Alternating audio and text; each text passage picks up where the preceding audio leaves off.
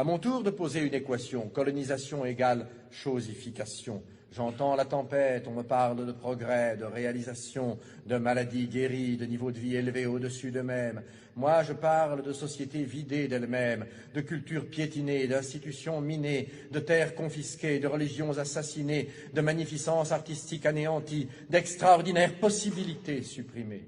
On me lance à la tête des faits, des statistiques, des kilométrages de routes, de canaux, de chemins de fer.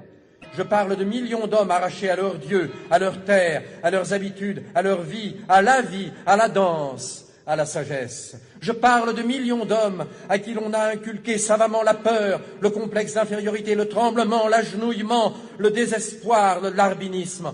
On m'en donne plein la vue de tonnages de coton ou de cacao exportés, d'hectares d'oliviers ou de vignes plantées. Moi, je parle d'économie naturelle, d'économie harmonieuse et viable, d'économie à la mesure de l'homme indigène, désorganisée, de culture vivrière détruite, de sous-alimentation installée, de développement agricole orienté selon le seul bénéfice des métropoles, de rafles de produits, de rafles de matières premières.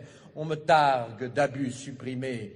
Moi aussi, je parle d'abus, mais pour dire qu'aux anciens, très réels, on en a superposé d'autres, très détestables. On me parle de tyrans locaux mis à la raison, mais je constate qu'en général, ils font très bon ménage avec les nouveaux, et que de ceux-ci aux anciens et vice-versa, il s'est établi, au détriment des peuples, un circuit de bons services et de complicité. On me parle de civilisation, je parle de prolétarisation et de mystification. Pour ma part, je fais l'apologie systématique des civilisations para-européennes. Chaque jour qui passe, chaque déni de justice, chaque matraquage policier, chaque réclamation ouvrière noyée dans le sang, chaque scandale étouffé, chaque expédition punitive, chaque quart de CRS, chaque policier, chaque milicien nous fait sentir le prix de nos vieilles sociétés.